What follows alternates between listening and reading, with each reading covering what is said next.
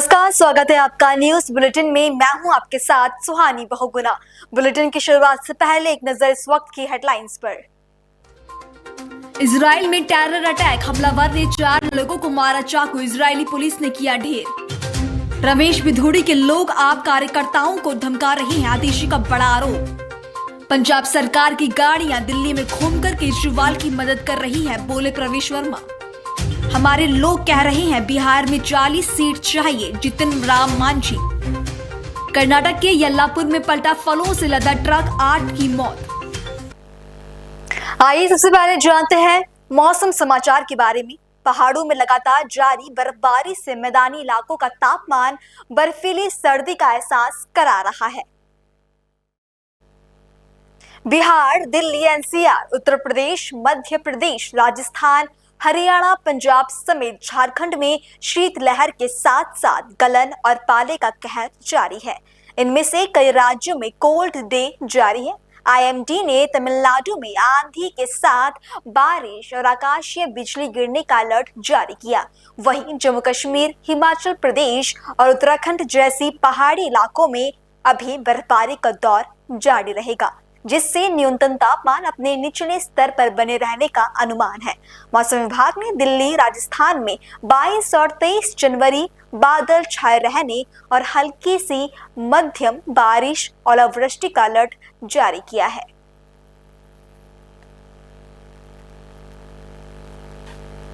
खबर उत्तर प्रदेश के गोंडा से, जहां पुलिस ने कार्रवाई करते हुए एक आरटीओ दलाल को सलाखों के पीछे भेज दिया। गिरफ्तार अभियुक्त के कब्जे से वाहन के फर्जी रजिस्ट्रेशन प्रमाण पत्र और नकली मोहरें बरामद की गई। आज दिनांक 21 जनवरी 2025 को जनपद गोंडा पुलिस के थाना कोतवाली नगर एसओजी टीम एवं सर्विलांस टीम द्वारा सराहनीय कार्य करते हुए वाहनों के कूट रचित रजिस्ट्रेशन प्रमाण पत्र बनाने वाले 2 व्यक्तियों को गिरफ्तार किया गया है और इनके कब्जे से 6 वाहनों के कूट रचित रजिस्ट्रेशन प्रमाण पत्र, 37 नकली मोहरें, 170 वाहनों के प्रमाण पत्र बनाने वाले खाली पेपर और 3 मोबाइल फोन इनके कब्जे से बरामद किए गए हैं। गिरफ्तार व्यक्तियों के नाम हैं आशुतोष उर्फ गायत्री तिवारी एवं मसीउल्लाह उर्फ गुड्डू। दोनों व्यक्तियों के विरुद्ध थाना कोतवाली नगर पर सुसंगत धाराओं में पंजीकृत किया जाकर अग्रिम वैधानिक कार्रवाई की जा रही है। खबर कर्नाटक से, जहां उप मुख्यमंत्री और केपीसीसी अध्यक्ष डीके शिव कुमार ने आश्वासन दिया कि धर्म, सत्य और अहिंसा को अपना परम लक्ष्य बनाने वाले जैन समुदाय के विकास के लिए राज्य सरकार निश्चित रूप से एक निगम की स्थापना करेगा। उन्होंने कहा कि वो मुख्यमंत्री सिद्धरमैया से बजट में इस निगम की स्थापना की घोषणा करने के लिए अनुरोध करेंगे। ಪುರಂದರದಾಸರು ಒಂದು ಮಾತು ಹೇಳ್ತಾರೆ, ಇದು ಭಾಗ್ಯ ಇದು ಭಾಗ್ಯ ಇದು ಭಾಗ್ಯವಯ್ಯ, ಪದುಬನಾಭನ ಪಾದ ಭಜನೆ ಪರಮ ಸುಖವಯ್ಯ ಅಂತ ಹೇಳಿ. ಇವತ್ತು ನಾನು ಇಲ್ಲಿಗೆ ಬಂದು ಇಷ್ಟು ದೊಡ್ಡ ಮುನಿಗಳನ್ನ, ಸಂತರಸನ ಒಂದೇ ವೇದಿಕೆಯಲ್ಲಿ ಭೇಟಿ ಮಾಡಿ ಅವರ ಆಶೀರ್ವಾದ ಪಡೆಯುವಂತ ಒಂದು ಭಾಗ್ಯ ಸಿಗ್ತಲ್ಲ, ಇದು ನನ್ನ ಭಾಗ್ಯ ನನ್ನ ಭಾಗ್ಯ ನನ್ನ ಭಾಗ್ಯ ಅಂತೇಳಿ ನಾನು ಭಾವಿಸ್ಕೊಳ್ತೀನಿ. ವೇದಿಕೆ ಇರುವಂತ ಎಲ್ಲ ಪೂಜ್ಯ ಮುನಿಗಳಿಗೆ ನನ್ನ ಸಾಷ್ಟಾಂಗ ನಮಸ್ಕಾರಗಳನ್ನ ಅರ್ಪಿಸಲಿಕ್ಕೆ ನಾನು ಬಯಸ್ತಾ ಇದ್ದೇನೆ. ಒಬ್ಬರ ಹೆಸರು ಹೇಳಬೇಕು, ಇನ್ನೊಬ್ಬರ ಹೆಸರು ಹೇಳಬೇಕು ಅಂತೇಳಿ ಬಹಳ ಸಂಕಟದಲ್ಲಿದ್ದೆ.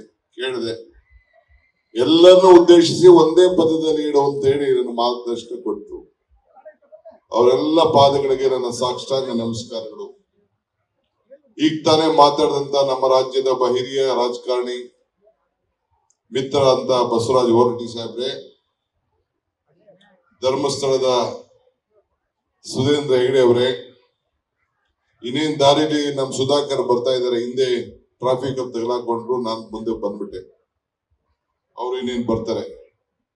ಪರಮ ಪೂಜ್ಯ ವಿನಯ್ ಗುರುಜಿ ಅವರೇ, ಇನ್ನ ವೇದಿಕೆ ಇರುವಂತ ಎಲ್ಲ ಗಣ್ಯರೇ, ಬಂಧು ಭಗಿನಿಯರೇ, ನನಗೆ ಇವತ್ತು ಬಹಳ ಒತ್ತಡ. ತಮಗೂ ಎಲ್ಲ ಗೊತ್ತಿದೆ.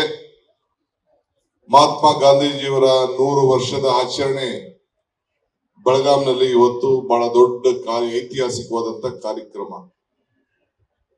ಮಹಾತ್ಮ ಗಾಂಧೀಜಿಯವರು ಬೆಳಗಾಂ ಬಂದು 100 ವರ್ಷ ಆಯಿತು. ಅವರೇ ಕಾಂಗ್ರೆಸ್ನ ನಾಯಕತ್ವವನ್ನು ವಹಿಸಿ ಈ ದೇಶಕ್ಕೆ ಸ್ವಾತಂತ್ರ್ಯ ತಂದುಕೊಟ್ಟಂತ ಒಂದು ಇತಿಹಾಸ ಮಾಡುವಂತ ಒಂದು ದಿನ. ಆ ಸಂದರ್ಭದಲ್ಲಿ ಆಚರಣೆಯಲ್ಲಿ ನಾನು ಇದ್ದೆ. ನಮ್ಮ ಗುರುಗಳಿಗೆ ಮಾತು ಕೊಟ್ಟಿದ್ದೆ. ಬೆಳಗಾಂ ಅಧಿವೇಶನ ಸಂದರ್ಭದಲ್ಲಿ ಹೋರಾಟಕ್ಕೆ ಬಂದಿದ್ರು. ನೀವು ಇದಕ್ಕೆ ಬರಬೇಕು ಅಂತ ಹೇಳಿದ್ರು. ಮೊನ್ನೆ ವೈಸ್ ಪ್ರೆಸಿಡೆಂಟ್ ಬಂದಾಗ ಕೂಡ ಬರಬೇಕು ಅಂತ ಬಹಳ ಆಸೆ ಇತ್ತು. ಆದ್ರೆ ಅನೇಕ ಕಾರ್ಯಕ್ರಮದ ಒತ್ತಡಗಳಿದ್ದೆ. ಆದ್ರೆ ಇವತ್ತು ಕೊಟ್ಟ ಮಾತಂತೆ ನಾನು ಹೋಗ್ಲೇಬೇಕು ಅಂತ ಹೇಳಿ ಖರ್ಗೆ ಸಾಹೇಬ್ರನ್ನ, ಪ್ರಿಯಾಂಕಾ ಗಾಂಧಿ ಅವ್ರನ್ನ ಏರ್ಪೋರ್ಟ್ ಕಳಿಸ್ಲಿಕ್ಕೆ ನಾನು ಹೋಗ್ಲಿಲ್ಲ. ನೇರವಾಗಿ ಇಲ್ಲಿ ಮಾತು ಉಳಿಸ್ಕೊಳ್ಬೇಕು, ನಿಮ್ಮನ್ನ ಭೇಟಿ ಮಾಡಬೇಕು, ಶ್ರೀಗಳ ಮುಂದೆ ನೀವೆಲ್ಲರೂ ಕೂಡ ಉದ್ದೇಶಿಸಿ ನಿಮ್ಮೆಲ್ಲರ ಆಶೀರ್ವಾದ ಪಡೆಯುವಂತ ಒಂದು ಭಾಗ್ಯ ನನಗೆ ಸಿಕ್ಕಿದೆ. ಅದು ದೊರಕಬೇಕು ಅಂತ ಹೇಳಿ ಬಹಳ ಸಂತೋಷದಿಂದ ಇಲ್ಲಿಗೆ ಬಂದಿದ್ದೇನೆ. ಒಂದು ಮಾತು ಹೇಳಲಿಕ್ಕೆ ನಾನು ಬಯಸ್ತಾ ಇದ್ದೇನೆ. ಧರ್ಮ ಯಾವುದಾದರೂ ತತ್ವ ಒಂದೇ, ನಾಮ ನೂರಾದರೂ ದೈವ ಒಂದೇ, ಪೂಜೆ ಯಾವುದಾದರೂ ಭಕ್ತಿ ಒಂದೇ, ಕರ್ಮ ಹಲವಾದರೂ ನಿಷ್ಠೆ ಒಂದೇ, ದೇವನೊಬ್ಬ ನಾಮ ಹಲವು. ಇದರಲ್ಲಿ ನಾವೆಲ್ಲ ನಂಬಿಕೆ ಇಟ್ಕೊಂಡಿರೋದು. ಪ್ರಾರಂಭಕ್ಕೆ ಸ್ವಾಗತ ಮಾಡಿದಂತ ನನ್ನ ಮಿತ್ರ, ಮಾನವ ಧರ್ಮಕ್ಕೆ ಜಯವಾಗಲಿ, ಧರ್ಮದಿಂದಲೇ ವಿಶ್ವಕ್ಕೆ ಶಾಂತಿ ಎನ್ನುವ ಒಂದು ನುಡಿಮುತ್ತನ್ನ ನಮ್ಮ ಗಂಗಾಧರ ಅಜ್ಜ ಅವರು ಹೇಳಿದಂತ ಮಾತನ್ನ, ಅವರು ವಿಚಾರವನ್ನ ನಮಗೆ ನೆನಪು ಮಾಡಿಕೊಟ್ರು. ಸೊ ಯಾವ ಧರ್ಮದಲ್ಲೂ ಕೂಡ ಯಾರಿಗೂ ಕೂಡ ಹಿಂಸೆಯನ್ನ ಕೊಡಬಾರದು. ಇಡೀ ಪ್ರಪಂಚದಲ್ಲೇ ಕಠಿಣವಾಗಿ ಯಾವ್ದಾರು ಒಂದು ಧರ್ಮ, ಒಂದು ಶಿಸ್ತು, ಒಂದು ತ್ಯಾಗದ ಮನೋಭಾವ ಇದೆ ಅಂತಂದ್ರೆ ಇದು ಜೈನ್ ಧರ್ಮ ಅನ್ನೋದನ್ನ ಯಾರು ಕೂಡ ಅಲಗಡಲಿಕ್ಕೆ ಸಾಧ್ಯ ಇಲ್ಲ. ಅಂತ ಒಂದು ಪವಿತ್ರವಾದಂತ ಅಹಿಂಸೆಗೆ, ಸತ್ಯಕ್ಕೆ, ತ್ಯಾಗಕ್ಕೆ ಮತ್ತೊಂದು ಹೆಸರು, ಮತ್ತೊಂದು ಧರ್ಮ ಜೈನ್ ಧರ್ಮ ಅನ್ನೋದನ್ನ ನಾವೆಲ್ಲ ಕೂಡ ನಮ್ಮ ಭಾರತದ ಸಂಸ್ಕೃತಿಯಲ್ಲಿ ನಾವೆಲ್ಲ ಒಪ್ಕೊಂಡಿದ್ದೇವೆ. ಇವತ್ತು ನಾನು ಇಲ್ಲಿಗೆ ಬಂದು ಇಂಥ ಒಂದು ಧಾರ್ಮಿಕವಾದಂತ ಒಂದು ಸಭೆಯಲ್ಲಿ ಪಾಲ್ಗೊಂಡು ಇಂದು ಐತಿಹಾಸಿಕವಾದಂತ ಘಟನೆಗಳು ಈ ಒಂದು ಪುಣ್ಯ ಕ್ಷೇತ್ರದಲ್ಲಿ ನಡ್ಕೊಂಡು ಬರ್ತಾ ಇದೆ. ಇವತ್ತು ನಾನು ಬಂದ ಉದ್ದೇಶ ನಿಮಗೊಂದು ಸಂದೇಶವನ್ನು ಕೊಡಬೇಕು. ಈ ಡಿ.ಕೆ. ಶಿವಕುಮಾರ್ ಯಾವಾಗಲೂ ಕೂಡ ಈ ಧರ್ಮದ ಜೊತೆಯಲ್ಲಿ ಉಳ್ಕೊಳ್ತಾನೆ, ಜೊತೆಲಿ ಇರ್ತಾನೆ ಅನ್ನೋ ಮಾತನ್ನ ಹೇಳಬೇಕು ಅಂತ ಹೇಳಿ ನಾನು ಇಲ್ಲಿಗೆ ಬಂದಿದ್ದೇನೆ. ನಮ್ಮ ಮುನಿಗಳು, ಗುರುಗಳು ಆಶೀರ್ವಾದವನ್ನ ಉನ್ನತಕ್ಕೆ ನನಗೆ ಅವಕಾಶ ಮಾಡಿಕೊಡ್ಬೇಕು ಅಂತ ಹೇಳಿ ಮಾಡಿದ್ದಾರೆ. ಅದು ನಿಮ್ ಬಿಟ್ಟಿದ ವಿಚಾರ. ಹಿಂದೆ ನಮ್ಮ ವಿನಯ್ ಗುರುಜಿಯವರು ಹೇಳಿದ್ರು, ನಾನು ಹೇಳಿದೆ, ಸದ್ಯಕ್ಕೆ ನೀವು ಹೇಳ್ದಾಗೆಲ್ಲ ಕೊನೆಗೆ ಅನೇಕರು ನಮ್ಗೆ ಏಟ್ ಹೊಡಿತಾ ಇರ್ತಾರೆ ಅಂತ. ಆದ್ರೂ ಇರ್ಲಿ, ಈಗ ಚರ್ಚೆ ಮಾಡೋದು ಬೇಡ. ನಮ್ಗೆ ಸೇವೆ ಮಾಡಬೇಕು. ಒಂದು ಬೇಡಿಕೆ ಇದೆ, ಏನು ನಮ್ಮ ಜೈನ್ ಡೆವಲಪ್ಮೆಂಟ್ ಕಾರ್ಪೊರೇಷನ್ ಆಗ್ಬೇಕು ಅಂತೇಳಿ ಸರ್ಕಾರದ ಮೇಲೆ ಒಂದು ಬೇಡಿಕೆ ಇದೆ. ಇವತ್ತು ನಾನು ಮಾತು ಕೊಡ್ತಾ ಇದ್ದೀನಿ. ನನ್ನ ಮೇಲೆ ನಂಬಿಕೆ ಇದೆ ನಿಮ್ಗೆಲ್ಲರೂ ಕೂಡ. ಸರ್ವಜ್ಞರು ಒಂದ್ ಕಡೆ ಒಂದು ಮಾತು ಹೇಳ್ತಾರೆ, ನಿಂಬೆಗಿಂ ಹುಡಿ ಇಲ್ಲ, ದುಂಬಿಗಿಂ ಕರಿ ಇಲ್ಲ, ಶಂಭುಕಿನ ಅಧಿಕ ದೇವನಿಲ್ಲ. ಅಂದ್ರೆ ನಿಂಬೆಹಣ್ಣು ಇದೆಯಲ್ಲ, ಎಲ್ಲಾ ಹುಳಿಗಳಕ್ಕಿಂತ ಬಹಳ ಶ್ರೇಷ್ಠವಾದಂತ ಹುಳಿ ಮಾವಿನ ಹುಳಿ, ಹುಣಸೆ ಹುಳಿ, ದ್ರಾಕ್ಷಿ ಹುಳಿ, ಎಲ್ಲ ಹುಳಿಗಳು ಕೂಡ ಶ್ರೇಷ್ಠವಾದ ಹುಳಿ ನಿಂಬೆಹಣ್ಣು ಹುಳಿ ಅಂತೆ. ದುಂಬಿಗಿಂ ಕರಿನಾರ ಕಪ್ಪು, ಈ ಮೈಕಲ್ ಕಪ್ಪಿದೆ, ಬಟ್ಟೆಲ್ ಕಪ್ಪಿದೆ, ಮೈ ಎಲ್ಲಾ ಕಡೆನೂ ಕಪ್ಪುಗಳಿದೆ. ನಮ್ಮ ಹಳ್ಳಿಲಿ ಏನ್ ದುಂಬಿ ಇರ್ತದಲ್ಲ, ಅದು ಗ್ಲಾಸ್ ಹೊಡೆದಂಗೆ ಹೊಡಿತಾ ಇರ್ತದಂತೆ. ಅದು ಬಹಳ ಶ್ರೇಷ್ಠವಾದಂತ ಕಪ್ಪಂತೆ. ಅದಾದ್ಮೇಲೆ ನಮ್ಮ ಹಿಂದೂ ಧರ್ಮದಲ್ಲಿ ಶಂಭು ಅಂದ್ರೆ ಶಿವ, ಎಲ್ಲಾ ದೇವ್ರಕ್ಕಿಂತ ದೊಡ್ಡ ದೇವರು ಈಶ್ವರ ಅಂತ, ಪರಮೇಶ್ವರ ಅಂತ ಕರೀತಾರೆ. ಅದಾದ್ಮೇಲೆ ಒಂದು ಕೊನೆಗೆ ಒಂದು ಮಾತು ಹೇಳ್ತಾರೆ, ನಿಂಬೆಗಿಂ ಹುಳಿ ಇಲ್ಲ, ದುಂಬಿಗಿಂ ಕರಿ ಇಲ್ಲ, ಶಂಭುಕಿನ ಅಧಿಕ ದೇವನಿಲ್ಲ, ಕೊನೆಗೆ ನಂಬಿಕೆಗಿನ್ನ ದೊಡ್ಡ ಗುಣ ಇಲ್ಲ ಅಂತ. ಅಂದ್ರೆ ಎಲ್ಲಾ ಗುಣಗಳಕ್ಕಿಂತ ದೊಡ್ಡ ಗುಣ ಯಾವ್ದಪ್ಪ ಅಂದ್ರೆ ನಂಬಿಕೆ. ಹಂಗೆ ನಿಮ್ಗೂ ನನ್ನ ಮೇಲೆ ನಂಬಿಕೆ ಇದೆ, ನನಗೂ ನಿಮ್ಮ ಮೇಲೆ ನಂಬಿಕೆ ಇದೆ. ಸೊ ಇವತ್ತು ಹೇಳ್ತಾ ಇದ್ದೀನಿ, ಮುಂದಿನ ದಿನದಲ್ಲಿ ಈ ಏನು ನಮಗೆ ಜೈನ್ ಡೆವಲಪ್ಮೆಂಟ್ ಕಾರ್ಪೊರೇಷನ್ ಅಭಿವೃದ್ಧಿ ನಿಗಮ ಆಗ್ಬೇಕು ಅಂತ ಹೇಳ್ತಾ ಇದ್ದೀರಿ, ನಾನು ಖಂಡಿತ ಅದನ್ನ ಪಾಲನೆ ಮಾಡೋಂತ ಕೆಲಸವನ್ನ ನಾನು ಮಾಡ್ತೇನೆ ಅನ್ನೋ ಮಾತನ್ನ ಈ ಸಂದರ್ಭದಲ್ಲಿ ಅವತ್ತು ಹೇಳಿದ್ದೆ, ಇವತ್ತು ಹೇಳ್ತಾ ಇದ್ದೇನೆ. ಕೂಡಲೇ ಚೀಫ್ ಮಿನಿಸ್ಟರ್ ಹತ್ರ ಮಾತಾಡಿ ಈ ಬಜೆಟ್ ಅಲ್ಲೇ ಇದನ್ನ ಅನೌನ್ಸ್ಮೆಂಟ್ ಮಾಡಬೇಕು ಅನ್ನೋದು. ಯಾಕೆಂದ್ರೆ ಹಿಂದೆ ಕೂಡ ಮನಮೋಹನ್ ಸಿಂಗ್ ರವರು ಇದ್ದಂತ ಕಾಲದಲ್ಲಿ ಜೈನ್ ಧರ್ಮಕ್ಕೆ ಅಲ್ಪಸಂಖ್ಯಾತರ ಒಂದು ಅವಕಾಶವನ್ನ ಮಾಡಿಕೊಟ್ಟದ್ದು, ಅವತ್ತನ್ನ ಇತಿಹಾಸನ ಯಾರು ಕೂಡ ಬದಲಾವಣೆ ಮಾಡ್ಲಿಕ್ಕೆ ಸಾಧ್ಯ ಇಲ್ಲ. ಇವತ್ತು ಅಲ್ಪಸಂಖ್ಯಾತರ ಒಂದು ಸ್ಥಾನವನ್ನ ಮೊದಲು ನಿರ್ಧಾರವನ್ನ ಮಾಡಿದ್ದು ಮನಮೋಹನ್ ಸಿಂಗ್ ರವರ ಕಾಲದಲ್ಲಿ.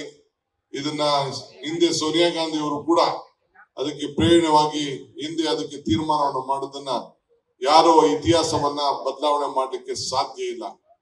ಆದ್ರಿಂದ ಈ ಒಂದು ಅರೂರು ಕ್ಷೇತ್ರದಲ್ಲಿ ಶ್ರೀಗಳು ಬಹಳ ಧೈರ್ಯವಾಗಿ ಧಾರ್ಮಿಕವಾಗಿ ಧರ್ಮ ಉಳಿಸ್ಬೇಕು, ಸಮಾಜಕ್ಕೆ ಒಳ್ಳೇದಾಗ್ಬೇಕು, ಅಹಿಂಸೆ ಒಂದು ತತ್ವ ಇದೆ, ಅದು ನಮ್ಮ ಧರ್ಮದಲ್ಲಿ ಏನಿದೆ ಅದು ಮಾನವರೆಲ್ಲರೂ ಕೂಡ ಒಳ್ಳೇದಾಗ್ಬೇಕು ಅಂತೇಳಿ ಇಲ್ಲೇನು ಪ್ರತಿಪಾದನೆ ಮಾಡ್ತಾ ಇದ್ದಾರೆ. ಖಂಡಿತ ನಿಮ್ಮ ಜೊತೆ DK ಶಿವಕುಮಾರ್ ಇದ್ದಾನೆ, ಸರ್ಕಾರನೂ ಇದೆ, ನಮ್ಮ ಪಕ್ಷನೂ ನಿಮ್ಮ ಜೊತೆ ಇರ್ತದೆ ಅನ್ನೋ ಮಾತನ್ನ ಈ ಸಂದರ್ಭದಲ್ಲಿ ಹೇಳಿ, ಏಕೆಂದ್ರೆ ನಾನು ಒಬ್ಬ ಪಕ್ಷದ ಅಧ್ಯಕ್ಷನಾಗಿ ಕೂಡ ನಾನು ಇಲ್ಲಿ ಬಂದಿದ್ದೇನೆ, ನಿಮ್ಮ ಅಭಿಮಾನಿಯಾಗಿ ಬಂದಿದ್ದೇನೆ, ನಿಮ್ಮ ಭಕ್ತನಾಗಿ ನಾನು ಬಂದಿದ್ದೇನೆ. ಸೊ ಅದರಿಂದ ಇನ್ನು ಅನೇಕರು ಗುರು ಹಿರಿಯರು ಮಾತಾಡೋದ್ರಿಂದ ನಾನು 7:15 ನಾನು ಇಲ್ಲಿ ಇರ್ಬೋದು. ಅದಾದ್ಮೇಲೆ ನಾನು ಫ್ಲೈಟ್ಗೆ ಬೆಂಗಳೂರಿಗೆ ಹೋಗ್ಬೇಕಾಗ್ತದೆ. ಅಲ್ಲಿವರೆಗೂ ಕೂಡ ಈ ವೇದಿಕೆಯಲ್ಲಿ ನಿಮ್ಮ ಆಶೀರ್ವಾದವನ್ನ ಕೇಳಲಿಕ್ಕೆ ನಾನು ಬದ್ಧನಾಗಿದ್ದೇನೆ ಅನ್ನೋ ಮಾತನ್ನ ಈ ಸಂದರ್ಭದಲ್ಲಿ ಹೇಳಿ, ತಮ್ಮೆಲ್ಲರೂ ಕೂಡ ಶುಭ ಹಾರೈಸಿ, ಇಷ್ಟು ದೊಡ್ಡ ಸಂಖ್ಯೆಯಲ್ಲಿ ಈ ಮಂಟಪ ನೋಡಿದ್ರೆ ನಮ್ಗೆ ಎಷ್ಟು ಆಶ್ಚರ್ಯ ಆಗ್ತದೆ. ಧಾರ್ಮಿಕವಾಗಿ ತಾವು ಯಾವ ರೀತಿ ತಮ್ಮ ಧರ್ಮವನ್ನ ಕಾಪಾಡ್ಲಿಕ್ಕೆ ತಾವೆಲ್ಲ ಒಂದು ಪ್ರಯತ್ನ ಮಾಡ್ತಾ ಇದ್ರಿ, ನಿಮ್ಮ ಬದುಕನ್ನ ಒಳಪು ಮಾಡ್ಕೊಡ್ಲಿಕ್ಕೆ, ನೆಮ್ಮದಿ ಸಿಗ್ಲಿಕ್ಕೆ. ಇವತ್ತು ನಾವು ಪ್ರಯತ್ನಗಳು ವಿಫಲ ಆಗ್ಬಾರ್ದು. ನಮ್ಮ ಮನುಷ್ಯನ ಬದುಕಿನಲ್ಲಿ ಭಕ್ತನಿಗೂ ಭಗವಂತನಿಗೂ ವ್ಯವಹಾರ ನಡೆಯುವಂತ ಸ್ಥಳ ದೇವಾಲಯ. ನಮ್ಮ ಮಾಡುವಂತ ಪ್ರಯತ್ನಗಳು ಬೇಕಾದಷ್ಟು ವಿಫಲ ಆಗ್ಬೋದು, ಆದ್ರೆ ನಿಮ್ಮ ಪ್ರಾರ್ಥನೆ ವಿಫಲ ಆಗುದಿಲ್ಲ. ಹಂಗೆ ನಿಮ್ಮ ಪ್ರಾರ್ಥನೆ ಮಾಡ್ಲಿಕ್ಕೆ ಇಂತ ಒಂದು ಪುಣ್ಯ ಕ್ಷೇತ್ರಕ್ಕೆ ಬಂದು ಆ ಭಗವಂತನಲ್ಲಿ ತಾವೆಲ್ಲ ಕೂಡ ತಮ್ಮ ದೇವರಿನಲ್ಲಿ ತಾವು ಮಹಾವೀರನಲ್ಲಿ ಪ್ರಾರ್ಥನೆ ಮಾಡಿಕೊಂಡು ನೆಮ್ಮದಿಯನ್ನ ಪಡ್ಕೊಂಡು ಹೋಗ್ಬೇಕು, ಶ್ರೀಗಳ ಆಶೀರ್ವಾದನ ಪಡಿಬೇಕು ಅಂತ ಹೇಳಿ ತಮ್ಮೆಲ್ಲರೂ ಕೂಡ ಪ್ರಾರ್ಥಿಸಿ ನನ್ನ ಮಾತನ್ನು ಮುಗಿಸ್ತೇನೆ. ಎಲ್ಲರಿಗೂ नमस्कार। खबर कर्नाटक के हुबली से, जहां सड़क हादसे से जुड़ा एक मामला सामने आया। बता दें कि कार ने सड़क पार कर रही ब्रेजा कार को टक्कर मार दी, जिसमें दोनों कारें क्षतिग्रस्त हो गई। हादसे में 2 लोग गंभीर रूप से घायल हो गए और 4 अन्य को मामूली चोटें आई। ये घटना हुबली के बाहरी इलाके में नलवी क्रॉस के पास राष्ट्रीय राजमार्ग के पास हुई है। हादसे में ब्रेजा कार में सवार लोग गंभीर रूप से घायल हुए हैं। खबर उत्तर प्रदेश के चंदौली से, जहां साइबर क्राइम से बचने के लिए नगर पंचायत अध्यक्ष ने लोगों को जागरूक किया। नगर पंचायत अध्यक्ष गौरव श्रीवास्तव और HDFC बैंक के कलेक्टर हेड बाल मुकुंद राय ने साइबर क्राइम से बचने के लिए सुरक्षा टिप्स दिए। अध्यक्ष ने बताया कि बैंक से जुड़े मेल ID को शो न करने पर क्राइम कम होगा। बेवजह फोन मैसेजेस या लिंक आने पर इग्नोर करने की भी उन्होंने बात कही। नगर के सभासद सहित व्यापारी और संगठन के लोगों ने जानकारी ली।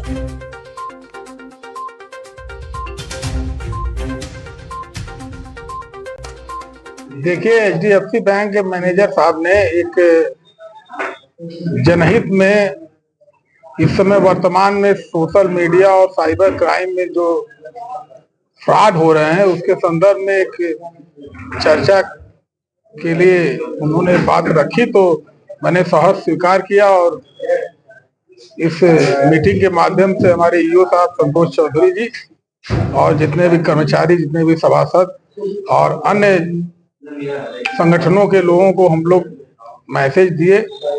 और ये मीटिंग जो है साइबर क्राइम को रोकने के लिए बहुत ही HDFC बैंक की बहुत ही अच्छी पहल है। इससे निश्चित तौर पे यहाँ जितने भी मीटिंग में लोग हैं लाभान्वित हुए हैं और इस तरह के कार्यक्रम होने चाहिए। मैं HDFC बैंक के अधिकारियों को इस तरह से जागरूकता समाज में लाने के लिए बहुत बहुत उनका आभार व्यक्त करता हूँ। ऐसे कार्यक्रम होने चाहिए। लोगों से क्या अपील करेंगे साइबर क्राइम के लिए? लोगों से ये अपील करना है कि लालच में न पड़े। सोशल मीडिया के माध्यम से तमाम लालच देने का प्रयास किया जाए, चाहे फेसबुक हो चाहे ट्विटर हो। अन्य जो है आप देखते होंगे कई बार जो है मोबाइल पर फ्रॉड मैसेज आते हैं, फ्रॉड जो है कि नोटिफिकेशन आते हैं, कॉल आते हैं, उनसे बचें और अपने को सुरक्षित महसूस करें और कराएं। परिचय बताएं अपना। मेरा नाम बाल मुकुंद राय है। मैं HDFC बैंक में क्लस्टर हेड हूँ। क्या जागरूकता अभियान आपके द्वारा चलाया गया HDFC बैंक के द्वारा? ये चंदौली जनपद में हमारी 7 शाखाएं हैं और हमारी शाखाओं में साइबर क्राइम से रिलेटेड बहुत सारी कंप्लेंट्स आए दिन आती रहती थी। तो इसको लेकर के जब हम लोगों ने अपने हेड ऑफिस में संपर्क किया तो हमारे जोनल हेड श्री मनीष टंडन जी ने हम लोगों को आज्ञा की कि हम लोग अपने ब्रांचेज में जा करके जो भी गवर्नमेंट डिपार्टमेंट के लोग हैं, अधिकारी हैं, कर्मचारी हैं, आम जनमानस है, उनको साइबर क्राइम से रिलेटेड इंफॉर्मेशन दे, ताकि वो लोग अगर उनके ऊपर कोई फ्रॉडर अटेम्प्ट भी करता है तो उससे अपने को वो सुरक्षित रख पाए। इस कड़ी में हम लोग SP ऑफिस में संपर्क करके और साइबर थाने में संपर्क किया हम लोगों ने, और वहां पर साइबर थाने के से अनिल प्रजापति जी हम लोगों के साथ जगह जगह पर हम लोग प्रेजेंटेशन कर रहे हैं, ताकि आम जनमानस के बीच में जागरूकता फैले और जो फ्रॉडस्टर अटेम्प्ट करते हैं उनको मुंहतोड़ जवाब दिया जाए। खबर उत्तर प्रदेश से, जहां बीती रात शामली के झिंझाना थाना क्षेत्र में STF और कुख्यात मुस्तफा कगग्गा गैंग के सदस्यों के बीच हुई मुठभेड़ में कगग्गा गैंग का प्रमुख सदस्य अरशद समेत 4 आरोपी मारे गए। अरशद पर 1 लाख रुपए का इनाम घोषित था और वो डकैती के एक मामले में वंचित था। अरशद की मौत के साथ ही मुस्तफा कगग्गा गैंग को एक बड़ा झटका लगा। पुलिस अब अन्य वंचित अपराधियों की तलाश में जुटी हुई है। STF को इन्फॉर्मेशन मिली थी कि कोई बड़ी घटना जिले में होने वाली है। इसके क्रम में STF की टीम लगी हुई थी। हरियाणा की तरफ से रात में कुछ क्रिमिनल आए और जब उनको रोकने का STF ने और पुलिस ने प्रयास किया तो उन्होंने लगातार गोलियां चलाईं और पुलिस द्वारा भी आत्मरक्षा में गोली चलाई गई है, जिसमें 4 बदमाश मारे गए हैं। इसमें एक अरशद है जिस पे 1 लाख रुपए का रिवार्ड है और 2 अपराधी 4 में से ऐसे हैं जिन्होंने पिछले 2 महीने पूर्व सहारनपुर में एक डकैती की और एक डॉक्टर के यहाँ लूट के प्रयास की घटना की है, जिसमें दोनों वांटेड चल रहे हैं, जिसके तहत अरशद पर पुरस्कार घोषित था और मंजीत है वो इसके साथ था। इनके पास से एक कार्बाइन बरामद हुई है 30 की।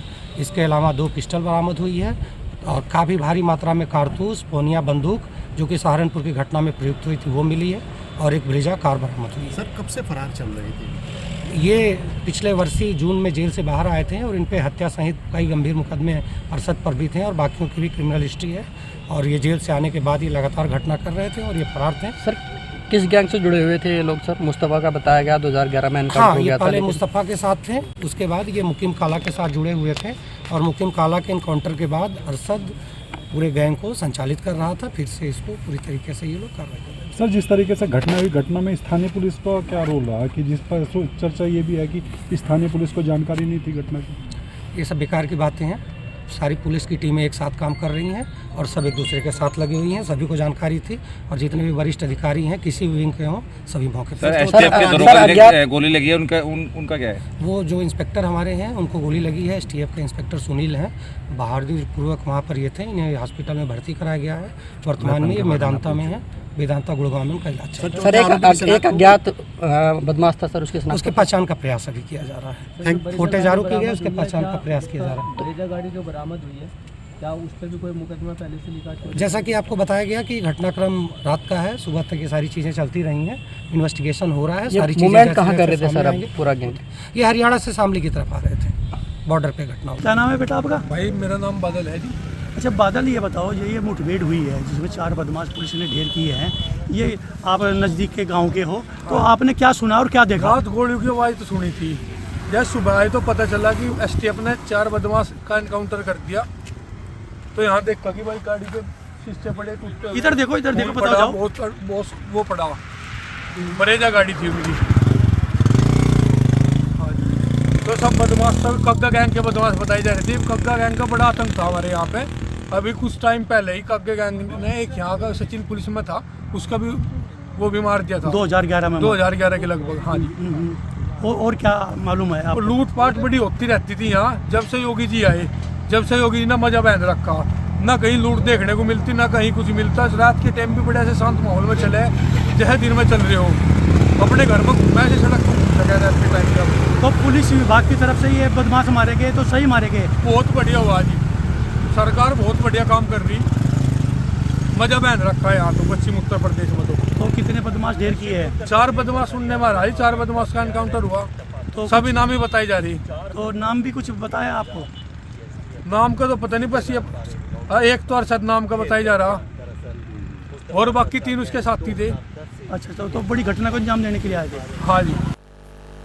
खबर झारखंड के गिरिडीह से, जहां 3वीं प्रखंड के अंतर्गत मौजा चिलगिली में जमीन पर भूमाफियाओं द्वारा नाजायज रूप से कब्जा कर खरीद बिक्री को लेकर समाज सेवी राजकुमार शर्मा ने डीसी और एसपी को आवेदन दिया। उन्होंने जिला प्रशासन से मांग की है कि अतिक्रमण को नोटिस किया जाए और जमीन बचाई जाए।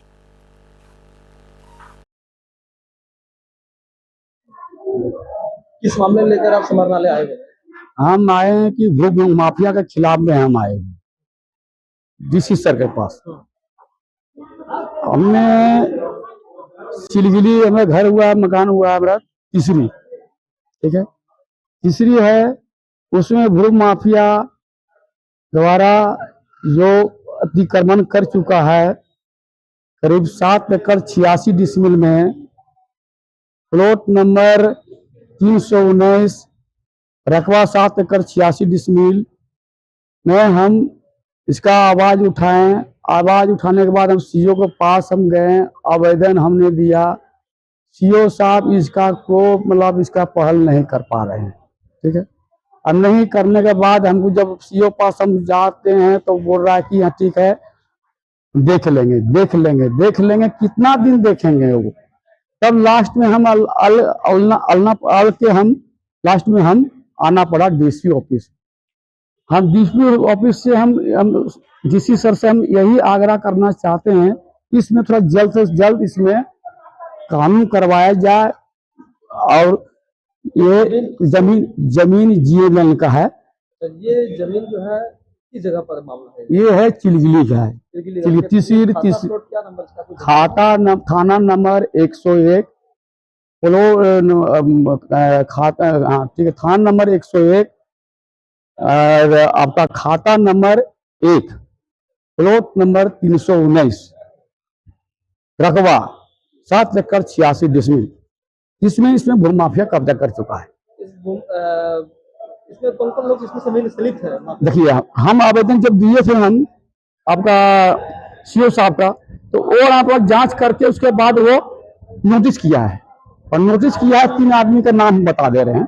3 आदमी का नाम है, जिसे आपका कारू मोदी है, और कारू मोदी के बाद एक तो और है इसमें विनोद बर्नवाल, और है आपका अरविंद साहब। 3 आदमी पर नोटिस किया है। और नोटिस किया, और उन लोग के क्या मैटर है, उन लोग को से साथ में सीओ क्या साथ गेट का हो चुका है, क्या नहीं है, इस विषय में हमको कुछ पता भी नहीं चल रहा है। कोई कार्रवाई नहीं इसमें किया गया है और कुछ नहीं हो रहा है। हम इसीलिए कारण से हम आ गए डीसी ऑफिस, डीसी से हम पर्सनल मिलने के लिए। हम 2 आवेदन दे चुके हैं, एक एससी पास दे चुके हैं और डीसी पास हम दे चुके हैं। जिला पदाधिकारी से हम यही मांग करते हैं कि जितना जल्द से जल्द है ये अतिक्रमण को मुक्त किया जाए, अपना जमीन को खुद ही बचावे। उत्तराखंड नगर निकाय चुनाव को पारदर्शी, सकुशल एवं शांतिपूर्ण संपन्न कराने के लिए पुलिस एवं प्रशासन की तैयारियां पूरी हो चुकी है। इसी क्रम में वरिष्ठ पुलिस अधीक्षक पौड़ी लोकेश्वर सिंह द्वारा सभी राजपत्रित अधिकारियों को अपने अपने क्षेत्रों में लगने वाली समस्त फोर्स की ब्रीफिंग करने हेतु निर्देशित किया गया। एक से वो पूरी जिम्मेदारी हमारी, इसलिए बहुत गंभीरता से सुनना। बहुत ज्यादा नहीं बताऊंगा, मतलब उतना ही जो काम की चीजें वही बताऊंगा आपको, ठीक है। अब यहाँ पर आप पहुंच गए मतदान केंद्र पर, शाम को जैसे पहुंचे या दोपहर में पहुंचे, 2 बजे 3 बजे कुछ भी हो सकता है, आपके खाने की व्यवस्था होगी, पूरी पार्टी के साथ ही होगी। और आपको खाने के लिए, जैसे इंस्पेक्टर साहब ने बताया था, आपको इधर उधर नहीं जाना है। ऐसा नहीं कि आप वो जो बैग वहां से मिला है उसमें मतपेटी और मतपत्र होंगे, वो आपको छोड़ना नहीं है, उस पर आपकी नजर हो, कोई भी व्यक्ति उसको छेड़ेगा नहीं। और बिफोर टाइम, मतदान से पहले पीठासीन अधिकारी शुरू करेंगे, जब वो मतपत्र निकालेंगे और मतदाता सूची पर देखकर वो मतपत्र उसी वोटर को देंगे जिसका नाम होगा। वो आपने डिसाइड नहीं करना है, वो पीठासीन अधिकारी ने करना है। जो भी हमारी आईडी होंगी कि ये वोटर है या नहीं। देहरादून पुलिस ने 27 सालों से फरार 5000 के नामी अभियुक्त अनूप मिश्रा को उत्तर प्रदेश के सीतापुर से गिरफ्तार किया। साल 1997 में डालनवाला में मारपीट और जान से मारने की धमकी का मुकदमा दर्ज होने के बाद अनूप मिश्रा लगातार फरार था। 2011 में अदालत ने उसे मफरूर घोषित कर दिया था। पुलिस ने गुप्त सूचना पर कजियाना मोहल्ला सीतापुर से उसे गिरफ्तार किया है। देहरादून में 23 जनवरी को होने वाले मतदान के लिए जिलाधिकारी और वरिष्ठ पुलिस अधीक्षक ने ब्रीफिंग की। उन्होंने सभी जोनल और सेक्टर मजिस्ट्रेट तथा पुलिस अधिकारियों को स्वतंत्र निष्पक्ष चुनाव सुनिश्चित करने के निर्देश दिए। पोलिंग बूथों पर सुरक्षा और ड्यूटी के दौरान कर्तव्यों के प्रति सजग रहने की अपील की। देहरादून के पटेल नगर थाना क्षेत्र में 18 जनवरी को हुई चोरी का खुलासा करते हुए पुलिस ने आरोपी विकास थापा को गिरफ्तार किया। आरोपी विकास ने गणेशपुर के घर से स्कूटी और सोने चांदी के जेवरात चुराए थे। पुलिस ने मुखबिर की सूचना पर आरोपी को शिमला बाईपास रोड से गिरफ्तार किया और चोरी की सामग्री बरामद की। खबर उत्तराखंड के हरिद्वार के थाना सिडकुल से, जहां शीशपाल नाम के एक व्यक्ति ने 12 जनवरी को अपने भाई तेजपाल के लापता होने की गुमशुदगी दर्ज कराई थी। पुलिस टीम द्वारा पूछताछ में सामने आया कि 3 युवकों ने गुमशुदा तेजपाल की हत्या कर उसका शव BHENL के जंगल में फेंक दिया। पुलिस टीम ने शव को जंगल से बरामद कर लिया है और विधिक कार्यवाही की जा रही है। 16 जनवरी को थाना सिडकुल में वादी शिशुपाल द्वारा पुलिस को अवगत कराया गया था कि उसका भाई तेजपाल लगातार गायब चल रहा है और घर नहीं पहुंचा है। वो जो व्यक्ति है वो एक फैक्ट्री में काम करता है। पुलिस के द्वारा सभी तथ्यों को, सभी साक्ष्यों को एकत्रित किया गया, उसके CDR एनालिसिस किया गया। उसके बाद प्रकाश में आई कि जो मृतक है तेजपाल, वो 3 अन्य लोगों के साथ लास्ट में देखा गया था। और पुलिस के द्वारा जब उनसे हिरासत में लेकर पूछताछ की गई तो ये बात प्रकाश में आई कि इन तीनों के द्वारा, जिसमें अभियुक्तगण मोहित, राहुल और रोहित, इन तीनों का नाम प्रकाश में आया है, जिसमें मोहित और राहुल को पुलिस के द्वारा अरेस्ट किया गया है और इनसे पूछताछ जारी है और अन्य अभी वेयरबॉट्स हम पता कर रहे हैं। इस बीच इनके द्वारा जो मृतक है, इसकी जो डेड बॉडी है उसकी शिनाख्त कराई गई। उनको मौके पर जाके इसको पुलिस को दिखाया गया। फॉरेंसिक एक्सपर्ट से हम लोग इसकी जांच कर रहे हैं और मैं उम्मीद करता हूं कि हम पर्याप्त साक्ष्यों के आधार पर इन अभियुक्तों को सख्त से सख्त सजा देंगे। कोटद्वार में घर में घुसकर चोरी करने वाले आरोपी मोहम्मद सारिक को पुलिस ने गिरफ्तार कर लिया है। 20 जनवरी को गौरव मिश्रा ने कोटद्वार कोतवाली में शिकायत दर्ज कराई थी कि उनके भाई के घर में काम करने वाले मजदूर ने उनका मोबाइल फोन चोरी किया और फिर फरार हो गया। मामला दर्ज कर पुलिस ने जांच शुरू की। CCTV और पतरासी के आधार पर 21 जनवरी को आरोपी मोहम्मद सारिक को कोटद्वार के नजीमाबाद रोड से चोरी के मोबाइल सहित गिरफ्तार किया गया। कोटद्वार नगर निगम के मेयर पद के निर्दलीय प्रत्याशी सेवानिवृत्त सैनिक महेंद्र पाल सिंह रावत ने चुनाव प्रचार के आखिरी दिन अपनी पूरी ताकत झोंकी।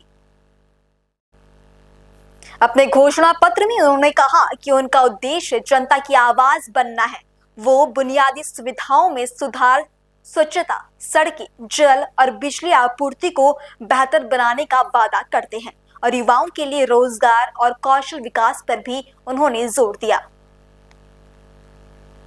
गढ़वाल सांसद अनिल बलूनी ने कोटद्वार में भाजपा के मेयर पद के प्रत्याशी शैलेंद्र रावत के पक्ष में चुनावी जनसभा की, जहां उन्होंने शैलेंद्र रावत को भारी मतों से जिताने की अपील की। जनता को संबोधित करते हुए उन्होंने भाजपा सरकार की उपलब्धियां गिनाई।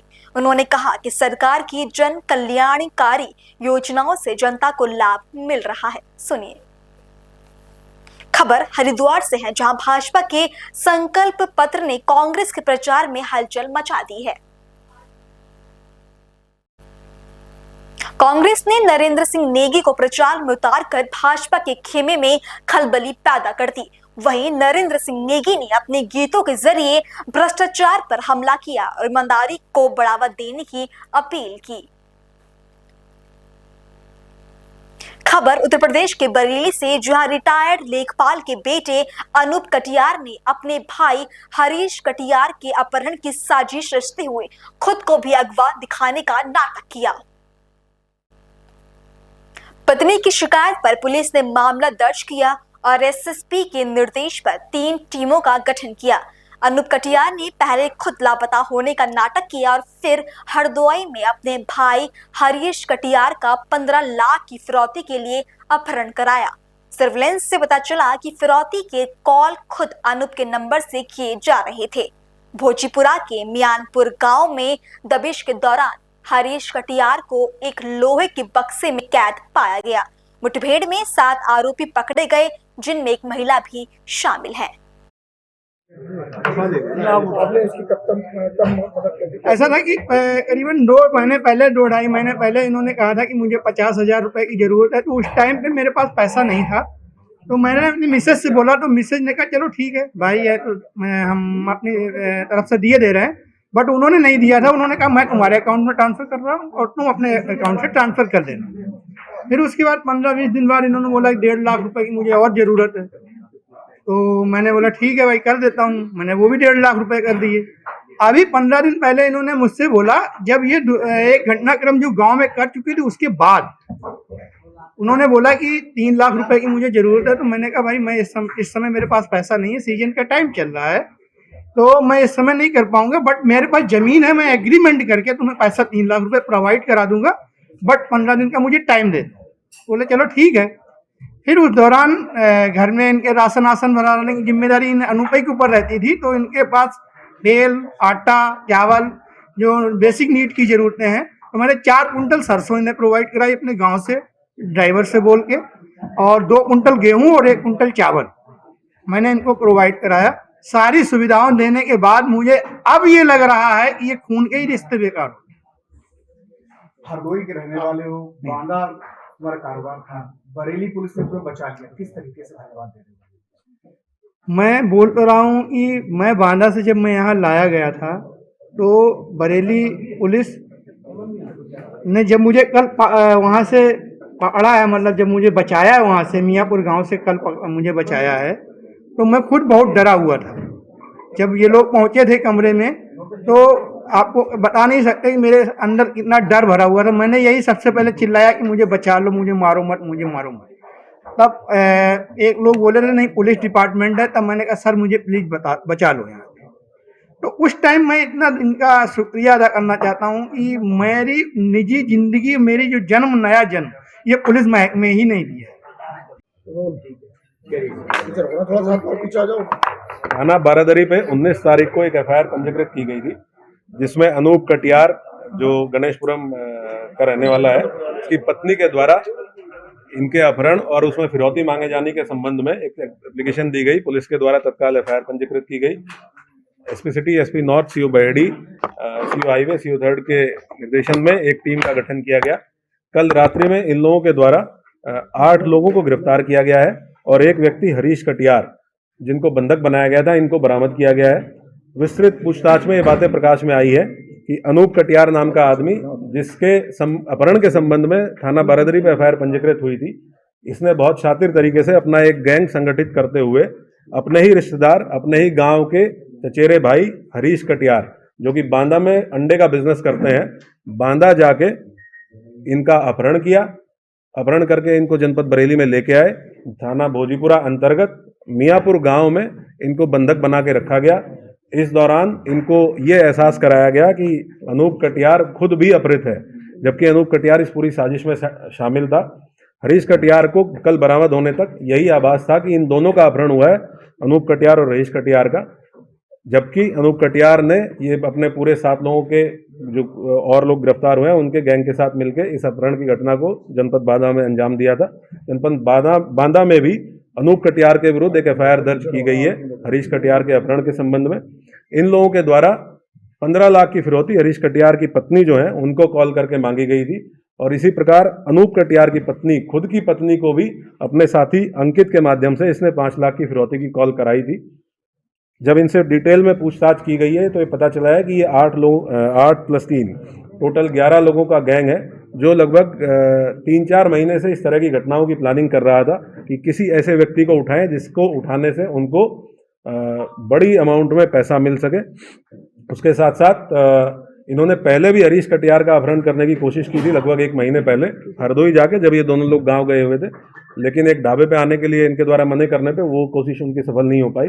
जनपद में भी 2 प्रकरणों का पता चला है पूछताछ में, जिनमें इनके द्वारा अपहरण करने का प्रयास किया गया, लेकिन एक जगह सीसीटीवी कैमरे की वजह से और दूसरी जगह भीड़भाड़ होने की वजह से ये अपने प्रयास में सफल नहीं हो पाए। हरीश कटियार का अपहरण करके इनके द्वारा बीबीपुर गांव में रखा गया, वहां पे इनको टॉर्चर किया गया।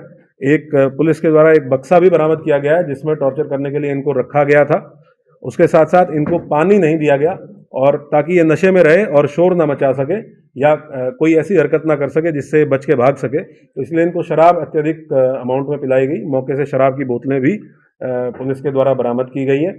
टोटल 8 अपराधी गिरफ्तार किए गए हैं, जिसमें जो रखवाली करने वाले लोग हैं वो भी शामिल हैं, जो इस पूरी गैंग में जनपद बांदा जाके इस घटना को जिनके द्वारा किया गया है वो भी शामिल है, और मुख्य साजिशकर्ता अनूप कटियार और इसका साथी अंकित कटियार, ये दोनों भी शामिल है।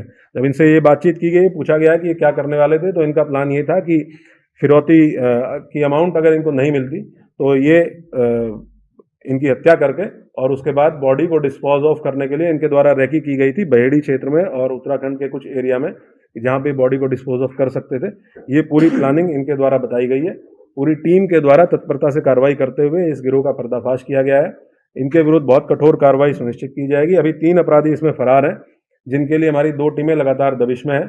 इस पूरे खुलासे के लिए पूरी टीम को और साथ साथ में सर्विलांस टीम को, जिनका बहुत महत्वपूर्ण रोल इसमें रहा, 25,000 रुपये का पुरस्कार मेरे द्वारा घोषित किया गया है। इसके साथ साथ आईजी सर और एडीजी सर से भी पुरस्कार की धनराशि बढ़ाने के लिए मेरे द्वारा अनुरोध पत्र प्रेषित किया जा रहा है। उसमें जो भी अपडेट होगा उसको बताया जाएगा। सर, इस पूरी घटना में जो चचेरे भाई हैं उन्होंने ही पूरी प्लानिंग की, पूरा वो किया, तो क्या पैसे का ही सिर्फ लालच था या कुछ और भी वजह? नहीं, ये विशुद्ध रूप से पैसे का ही लालच था, और ये जानकारी कि एक भाई जो हरीश कटियार है, उसके पास उसका बिजनेस बहुत अच्छा है, बहुत मेहनत से अपना बिजनेस जनपद बांदा में कर रहा है, तो उससे बहुत आसानी से पैसा मिल जाएगा। इनकी जो वाइफ है वो भी टीचर है, और ये पहले भी उनको पैसा दे चुके हैं, एक बार 50,000 रुपया, एक बार 1.5 लाख रुपया।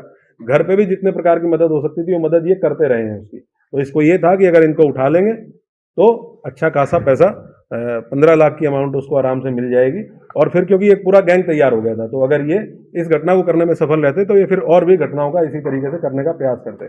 और क्योंकि दूरी इतनी है कि एक घटना जनपद बांदा की है और दूसरा जनपद बरेली में ये इलाके इस तरह का कर रहे हैं, तो इनको ये भी उम्मीद थी कि हो सकता है कि ये कभी ट्रेस ना हो पाए और ये कभी कानून के हत्थे चढ़ ही ना पाए, जो ये पूरा गैंग संचालित कर रहे थे। और अल्टीमेटली ये होता कि अनूप कटियार अगर इस मंसूबे में सफल हो जाता तो अनूप कटियार खुद अपहृत बन के सबके सामने आता और ये पूरा गैंग कभी सामने ही ना आ पाता कि अनूप कटियार इस तरह का एक गैंग पूरा संचालित कर रहा था। सर, बांदा से लेके बरेली तक इनको लेके आए हथियारों के बल पे, कहीं कोई ऐसी चेकिंग इनको कुछ ऐसा नहीं जहाँ ये बता सके आवाज? ये इनसे पूछताछ की गई है कि कहीं भी इनको टोल इन्होंने पास किए हैं, तो जिन टोल से ये पास हुए हैं उन टोल पे हम लोगों ने फुटेज निकलवाई है, जिसमें हमें बहुत इंपॉर्टेंट सीसीटीवी एविडेंस मिले हैं।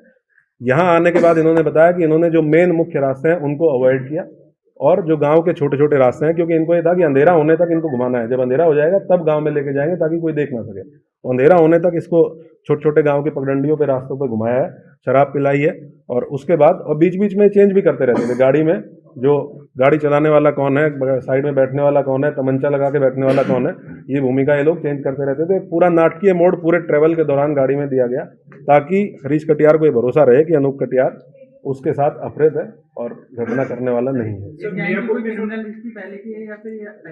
पुरानी क्रिमिनल हिस्ट्री अब तक कोई नहीं निकली है। ये सब अलग अलग काम करने वाले लोग हैं। एक व्यक्ति है राजमिस्त्री है, जिसको इसलिए रखा गया था ताकि क्योंकि वो मकान बनाता है, मरम्मत करता है, तो उसको ये आइडिया हुआ कि गांव देहात में कहाँ ऐसे मकान है जो सुनसान एरिया में है और जहां अपहृत व्यक्ति को बहुत आसानी से बिना किसी डिस्टरबेंस के रखा जा सकता है। उसको इस चीज के लिए रिक्रूट किया गया था। कुछ लोग हैं जो गाड़ी किराए पे चलाते हैं, जो इको गाड़ी मारुति इको बरामद हुई है, उनको रिक्रूट किया था कि वो लंबे दूरी तक गाड़ी आराम से चला लेंगे। तो हर एक का अलग अलग रोल था। जो अंकित कटियार है उसकी मुख्य भूमिका थी कि जो अपहृत व्यक्ति है उसको सुरक्षित रखने की। अंकित के परिवार की जिम्मेदारी थी कि उसको खाना भोजन उसका पहुंचाते रहे और इनके अंदर ये दहशत बैठाने की कि पैसा किसी भी फिलहाल बुलेटिन में इतना ही। देश और दुनिया की खबरों से जुड़े रहने के लिए देखते रहें पल्स 24 न्यूज और हमारे YouTube channel pulse 24 news national को सब्सक्राइब करना ना भूलें। नमस्कार।